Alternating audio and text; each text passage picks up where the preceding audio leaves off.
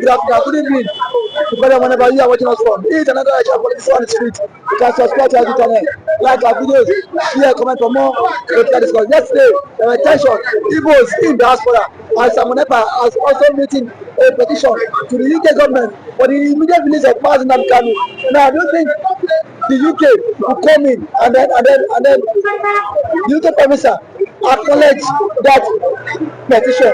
Now, do you think the federal government with that petition would work to release nnamdi Kanu despite the court order from the Court of Appeal that has set nnamdi Kanu free, and the government have refused to let nnamdi Kanu off the hook? What is your take on that, sir? Yeah, thank you so much. That's a good question.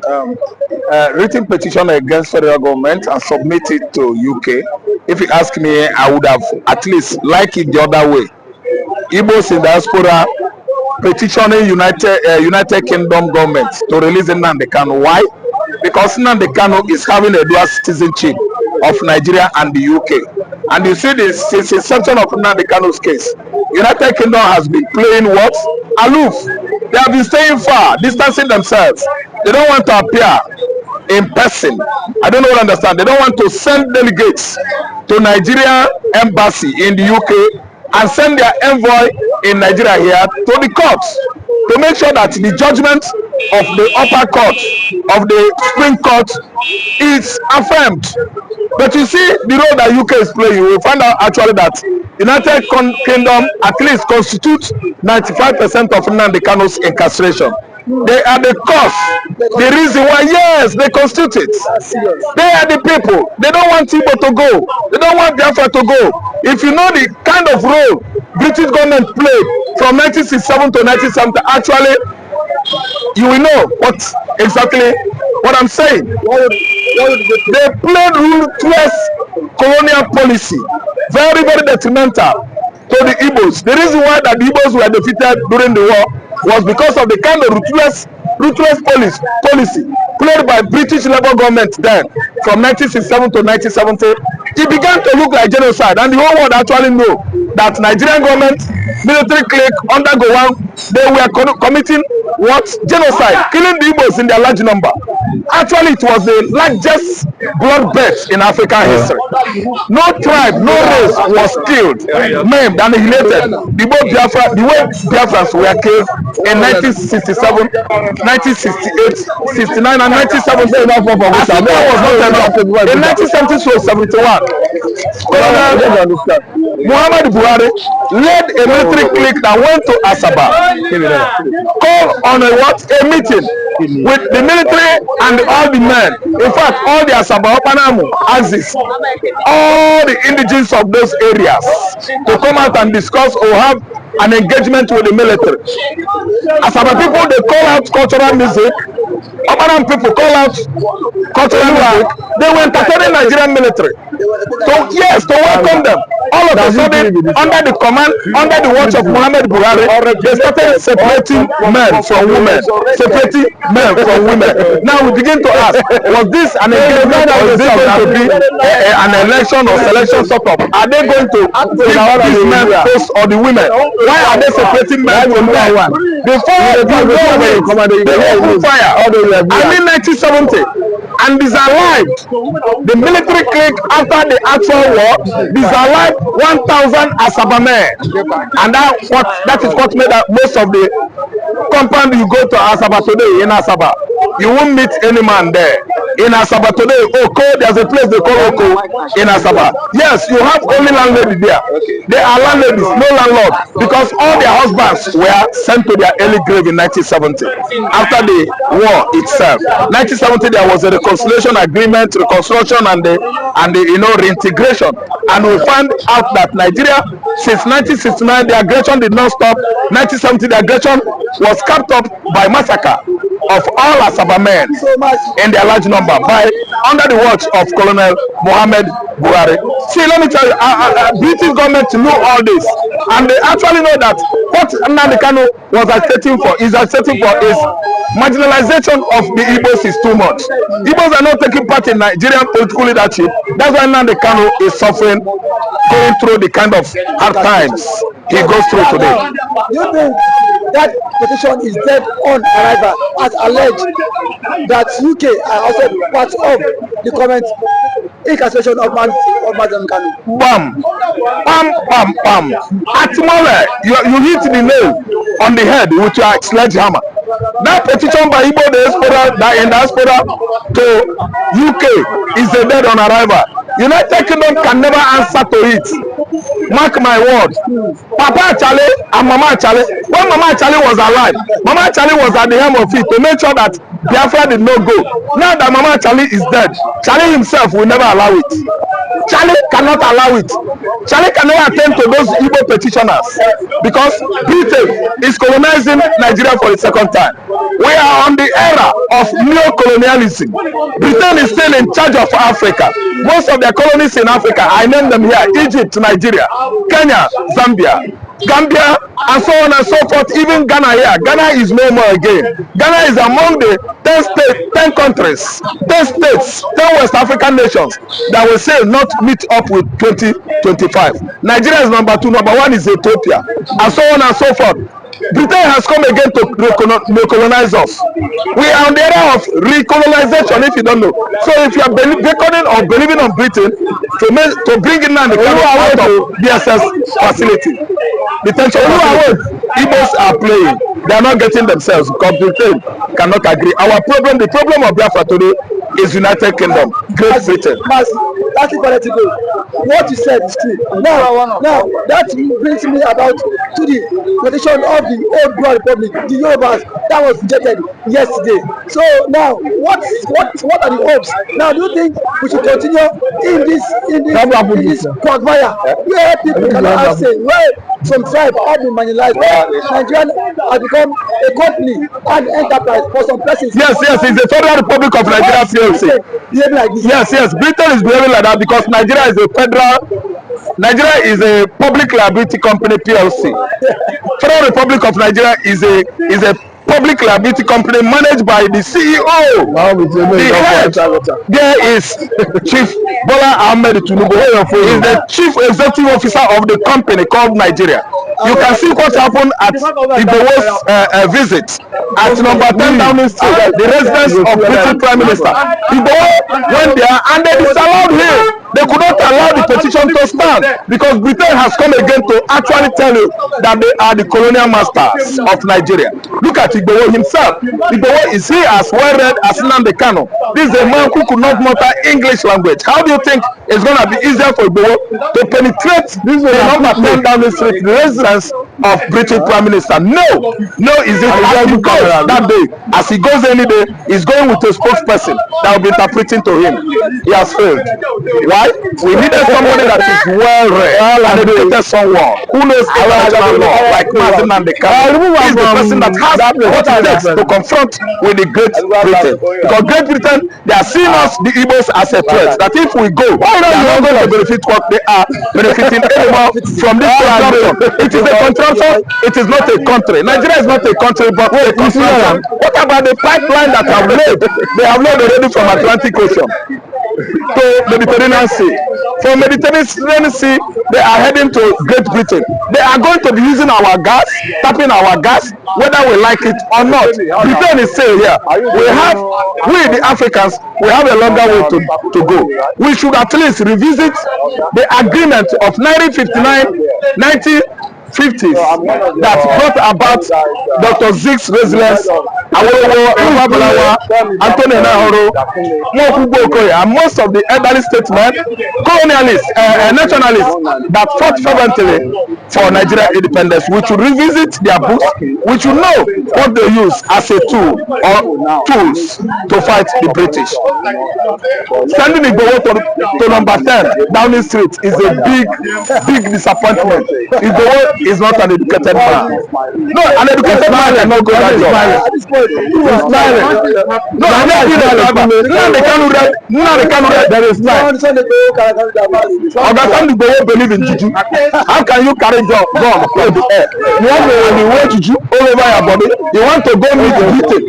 The world we are today, it is British civilization. They don't believe in juju. They believe in academic versatilities.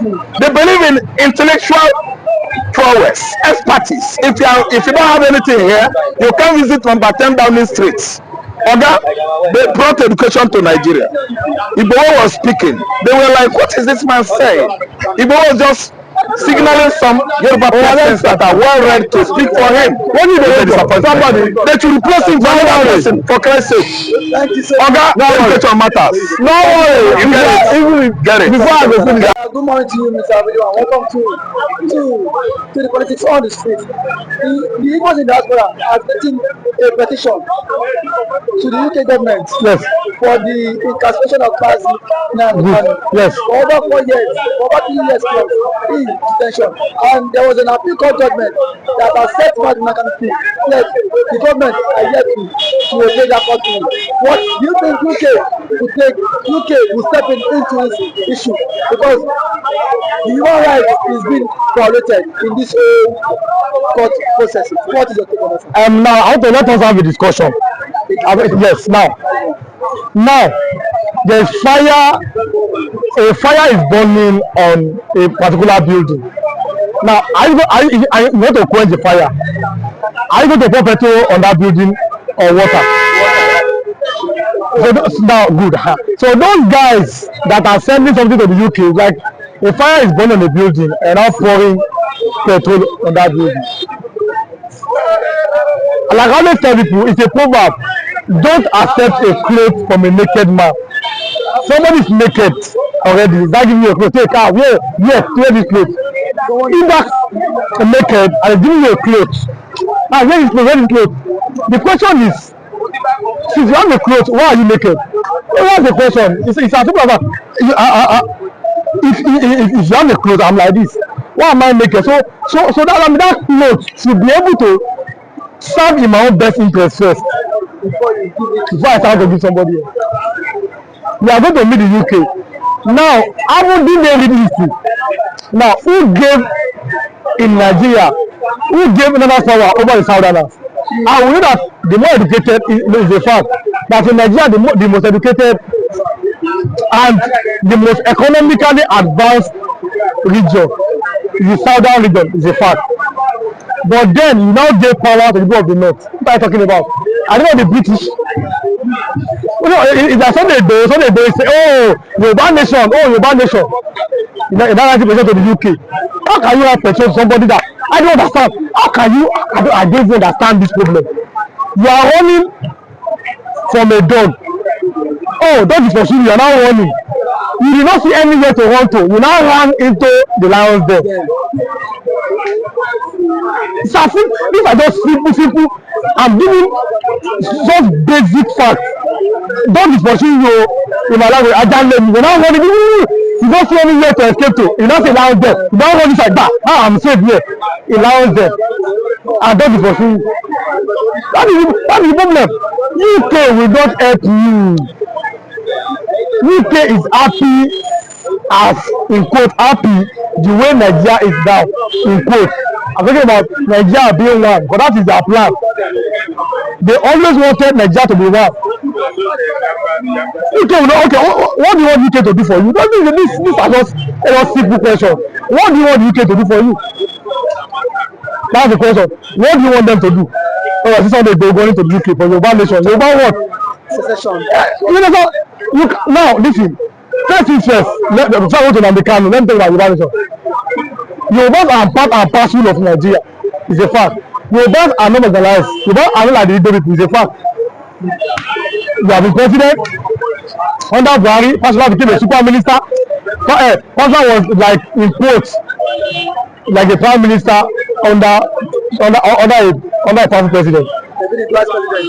You understand? Osman the vice president, Pastor minister of power, minister of power, minister of works. There are 3 ministers, super ministers, and minister of housing, super ministers under Buhari. Then Ken Adesu became the minister of finance under Buhari. Not until something happened and so you understand? Now Obama is the president. CBN, Yoruba man. CJM, Yoruba man. FIRS, Yoruba man. These are saying Yoruba man. Minister of finance, all the ministries that that have money connected. Yoruba people are there. So Yoruba people are part and parcel. That is one side. So Sunday to me it's like a theatrics. It's like a children playing there. Like be money to share no but like children that are playing in the garden. That's Sunday episode. Like children that just playing 10 or 2 times 1, 2 times 2, 4. That was one time. But now the Igbo group writing to what do I put it, the UK. Now instead of them to write to their governors, the governor have a very, very huge amount of power in trying to convince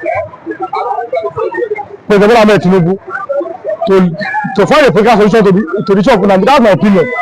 I don't know, maybe I'm not right. But I feel that if the government find a way, find that government sit down, then the senators were there, the deputy house of rep, another house of rep members are there. Then national rulers and just leaders of the eastern zone, they sit down with President Tinubu. They might find a way, a political solution to the issue or the case of nnamdikanu detention. But this heading to the UK, it is amount to nothing. Amount to nothing. Like I give an example, the amount of a person that does this tracing and you are going to allow them. Ajani maybe kan sálọ, wọ́n sálọ sínú ilé kìnìún. But most of them have come out to argue that UK is also interested in keeping one Nigeria. What means that what is the benefit? What are they gaining from this entity called Nigeria? Because for you to have interest in keeping one Nigeria, you might have interest in starting something. Then you go back to history. What is Nigeria was like a company to them? This Nigeria we are company or something we are company them. Nigeria was like a company to them now. And I keep asking questions that is Nigeria or some part of Africa truly independent? That's the question. That anytime Nigeria is coming, you must go to Chatham House. Anytime, yes, now you go to Chatham House, tell them that. When last or when has it ever happened that a nation is coming in the British Parliament, then the Prime Minister of Britain come to Abuja? Or Prime Minister of Britain come to UK? Okay, now let us India got independence in 1945 before Nigeria 15 years. When last did Narendra Modi, the president of India or the president of India, was he at Chatham House? That's the question. Now India are very proud of themselves. They are now a partner to Britain. No longer they are no longer like a colonized country. They are like a partner. They stand tall, shoulder to shoulder to Britain. I'm talking about India now, because they are taking responsibility as Nigeria or some African nations taking or from the past took responsibility or now taking responsibility enough for them to stand shoulder to shoulder to the British, US, to the Russia, or to the Chinese. That's the question. So you are wanting to meet people that I saw the UKM, you see UKM boy. I saw it in the part of the letter. They said they have no interest. They have no interest in the They have no interest in whatever happening in Nigeria. Nigeria is supposed or is a sovereign nation. It's supposed to be a sovereign nation. Why are you coming to be there? You must find a way to solve your problem internally. Solve your problem internally. Stop all this going outside, all this asking people to. Nobody's coming to help you. So it must not save you. That's some of our problem internally. Stop running outside. They are not going. They are never coming. They are never going to help you. Anyway, you see, because Nigeria is supposed to be. You have independence. You are no longer, or you are not supposed to be subservient again to the British. You are supposed to stand as a nation, as a bigger, powerful nation. But that is the question: are we standing as a powerful nation? No, let's ask ourselves. These are just serious questions. We can sit down here and ask ourselves. It's as simple. All these going back and forth, all this giving ourselves, all this wishful thinking, all these really castles in the air, we do nothing. I wish, I pray. You cannot wish anything. So if you didn't do. Is the UK government not seeing all the complaints and then the ashes Nigerians are going through, for them to intervene. Like now, what is that? It's not a crime for people to agitate for secession in Nigeria.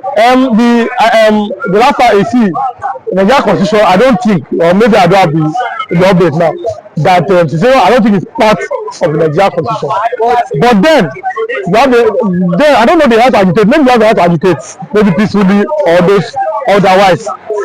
Maybe you have the right to agitate, especially when you feel marginalized or you feel that the system may be against your particular region, your particular ethnicity, and this your particular zone. I feel, well, there's a right on that. I don't know about peace. I like to use my word carefully, peacefully, not some criminals trying to hijack something. For example, like we saw under was it last year, when or beginning of this year, when some people took guns to Ibadan, want to take over government hour. So that one is not part of that. Is, to me, is nonsense. You have to go. That's not. Say you, I want your nation. You took guns to Ibadan. That's nonsense. You don't. That's not acceptable. The hell of that. But in doing it peacefully, I don't know. But no nation can interfere in any foreign, or suppose to interfere in any foreign nation policy. Britain, US are not coming to save us. Citizens of Nigeria, save yourself. Hold your leaders accountable. Thank you.